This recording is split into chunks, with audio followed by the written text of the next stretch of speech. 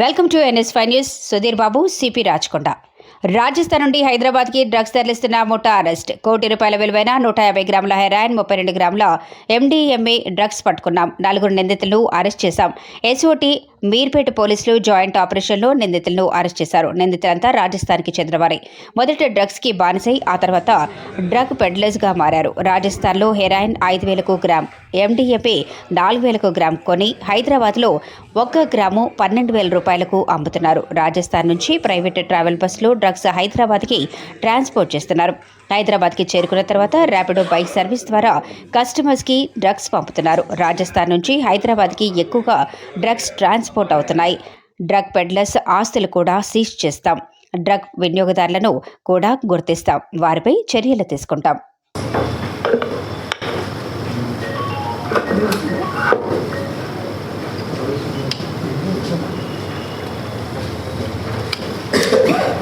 Okay sir, మనము continue చేసినటువంటి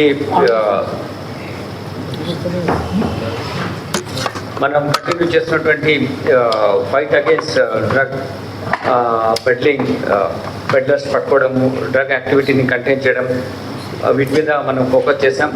దాంట్లో భాగంగానే at another important breakthrough. ఇందులో 1 crore వర్త్ ఈ కాంట్రబాండ్ డ్రగ్స్ని సీజ్ చేయడం జరిగింది. దీంట్లో మనకు హెరాయిన్ ఒక 150.3 grams heroin, then MDMA 32.1 gram MDMA seize చేయడం జరిగింది. అపార్ట్ ఫ్రమ్ అదర్ వాళ్ళు యూజ్ చేసినటువంటి వాహనాలు అవన్నీ కలుపుకొని ఇది ఇంటర్నేషనల్ మార్కెట్లో ఒక 1 crore వర్త్ డ్రగ్ కన్సైన్మెంట్. ముఖ్యంగా ఏంటంటే ఇందులో ఉన్న నలుగురు అక్యూజ్ని మనం పట్టుకున్నాం. ఇందులో నరేంద్ర బిష్నాయ్, ప్రవీణ్ బిష్నాయ్, హేమారామ్, దెన్ దేవాసి. ఈ నలుగురితో టోటల్ వీళ్ళు పెడ్లర్స్ దెన్ కన్జ్యూమ్ చేస్తున్నారు. వీళ్ళు రాజస్థాన్ నుంచి తీసుకొచ్చారు. ఇక్కడ ఏమైందంటే మన లాస్ట్ పట్టుకున్నటువంటి చాలా కేసెస్లో రాజస్థాన్ రూట్ ఎక్కువగా ఎస్టాబ్లిష్ అవుతుంది. చాలామంది people got roots in Rajasthan are getting it. ఒక ఇంపార్టెంట్ ఏంటంటే అదే పర్టికులర్ ఫ్రెండ్స్ రిలేటివ్స్లోనే ఎక్కువ సర్క్యులేషన్ వస్తుంది. So we trying to put you in the perspective that this is a new trend. We have been analyzing all the offences and that is we are getting this kind of inference as far as the flow of drugs to Hyderabad is concerned. దీంట్లో ఈ డ్రగ్స్ను తీసుకురావడము, ఇలా వాళ్ళు వాడటం, consume చేయడం, అలానే next activity కోసం money mobilise చేసుకోవడం ఉద్దేశంతో వీళ్ళు పెడ్లర్గా మారుతున్నారు. డ్రగ్స్ అమ్మడము, ట్రాన్స్పోర్ట్ చేయడము ఇట్లా జరుగుతుంది. దీని మూలంగా యాక్చువల్గా వేరే వాళ్ళు ఎవరైతే డ్రగ్స్ పైన వాట్ కాల్ లైక్ అడిక్షన్ లేకున్నా కానీ ఇటువంటి గ్రూప్స్ ఉండడం మూలంగా వాళ్ళని కలిసి పార్టీస్లో స్లోగా ఇంట్రడ్యూస్ చేసి then they are making addicts, dependence పెంచేస్తున్నారు దాని మీద.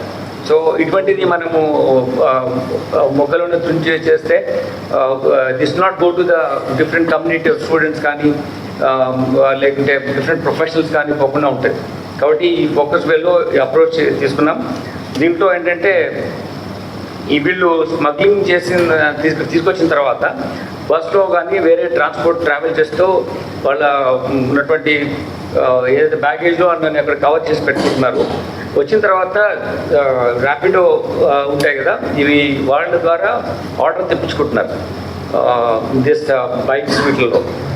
So this is also another area of focused concern for all of us, like how to ఎలా పంపించాలి, ఎలా చేర్పించాలి కన్జ్యూమ్ చేసే వాళ్ళకు ఈ పెడ్లర్స్, ఇట్లా డిఫరెంట్ మెథడాలజీని ఇంప్లిమెంట్ చేసి ట్రాన్స్పోర్టేషన్ కోసం చేస్తున్నారు. దానికోసం మేము ఇంటెన్సిఫై చేస్తున్నాం patrolling, then visible policing, then any information quick response కూడా చేస్తున్నాం. అందుకోసం కమిషనరేట్లో మేము పెట్టుకున్న గోల్ ఏంటంటే visible policing, quick response and technology of utilization for the better service delivery to the people.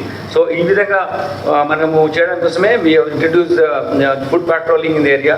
Every police స్టేషన్లో డిఫరెంట్ ఏరియాస్లో వెళ్ళి మన వాళ్ళు కలవడం, ప్రజలతో అక్కడ ఉన్నటువంటి సమస్యలు, హెల్త్ నీడ్స్ తెలుసుకోవడం, దాని తర్వాత అదే విధంగా మా ప్రణాళికను రూపొందించుకోవడం, ఆ పోలీస్ స్టేషన్ పరిధిలో కానీ ఆ డివిజన్ పరిధిలో లేకపోతే కమిషనరేట్ పరిధిలో అలా ప్లాన్ చేస్తున్నాం.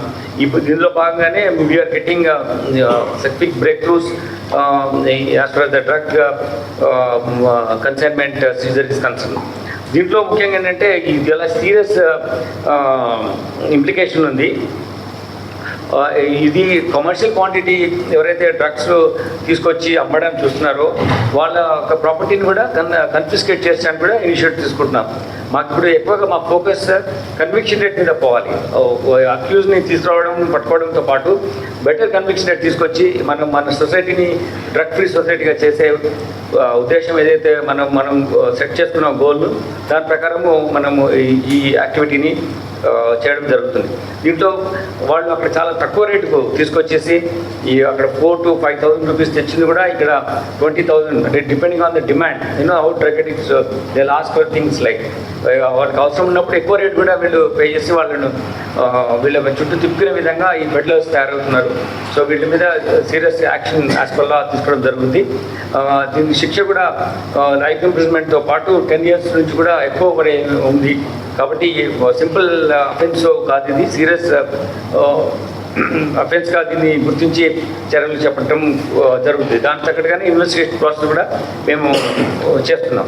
దీంట్లో మీరు ప్రెస్ మిత్రులు కూడా స్టూడెంట్ కమ్యూనిటీస్ కానీ డిఫరెంట్ గ్రూప్స్ ఏవైతే ఇటువంటి పార్టీస్లో ఎక్కువగా స్పెండ్ చేస్తారో అటువంటి వాటిలో ఈ కన్జంప్షన్ ఉంటే మీరు మాకు ఇన్ఫామ్ చేయాలి.